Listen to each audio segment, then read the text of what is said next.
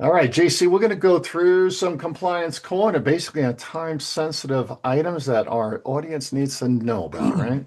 That is correct. First and foremost, you all that are Type 7, Type 10s out there, please make sure you're submitting your AFMER. You can do that via eForms now by April 1st, even if you manufactured zero. Keep in mind, this has nothing to do with the 50 firearms and excise tax exemption. This is statistical purposes only, and this is the firearms that you actually manufactured and entered into commerce. That means you sold them. Okay. So you want to make sure that you submit this by April 1st. Again, if it's all zeros, then so be it. It's all zeros. But you do have to submit this information. So make sure you get that in April 1st and make sure that you get that stuff submitted via eForms. Much easier for you in the long run.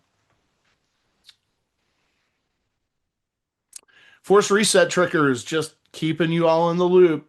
Force reset triggers have been deemed illegal in these states.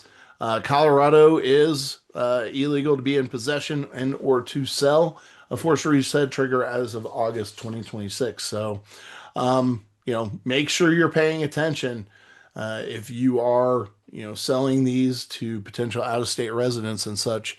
If somebody says that, hey, listen, I live in Colorado and these are illegal, I want to buy one, do not fall into that trap. All right. Make sure you're And paying attention. yeah, and this isn't so much about getting in trouble at the point of sale. This is getting in trouble as a dealer when that gun is used by someone for nefarious reasons in a crime, found in the possession of a prohibited person. And guess what? It starts getting researched and traced and who did what and who installed that force reset trigger, who sold Mhm. that force reset trigger. This does come around. We deal with all of those issues all the time with, hundreds of phone calls a week on all types of issues. We wouldn't be talking about this if this shouldn't be your concern. So make sure you know if it's where it's legal and where it's not, right?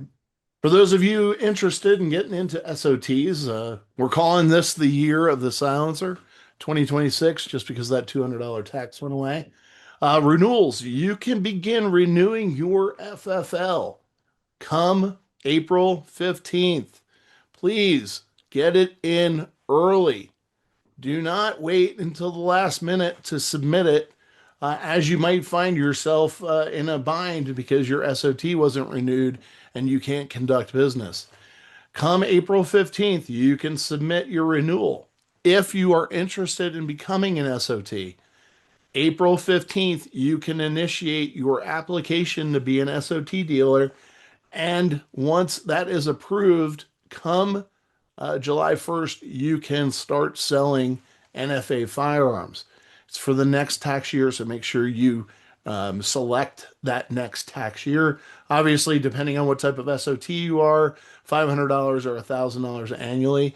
And again, you can pay this via eForms or pay.gov. So if you're interested, come April 15th, just a couple weeks, 4 weeks away. You can go ahead and apply for the next tax year. Obviously, you can't start operating until the next tax year, but at least you'll be ready to go when the time comes. So, JC, this one sparks a different topic we didn't even present. We're not even presenting today, but what happens if you miss your renewal if you by miss July your 1st? renewal, it's going to be a scramble for you. You're going to have to jump through a lot of hoops. Those firearms then become assets of the business. It's quite a big pain in the butt, to be Yeah, quite honest with you. So yeah. And make and the sure you get reason, it renewed. yeah, what the issue I didn't bring up is we had a call last week about someone who missed renewing their FFL. Yep, yep. Okay. Somebody missed renewing their FFL, and we had a scramble. Luckily, licensing was good to us and helped get it processed quickly. Pay attention to what's going on out there. Know when your license expires. You should receive notification within 90 days of expiration. If you don't receive it by 30 days of expiration, that's when you reach out to your examiner at the Federal Firearms Licensing Center to say, hey, I haven't received something. As far as my renewal is concerned, always ask for that letter of authorization. There's a little checkbox right on the form that says, please send me an LOA so I can continue operating if you're backlogged on doing renewals of FFLs. So you want to make sure you're requesting that LOA as well. Yeah, and they do not send the LOA by email. No, they do not.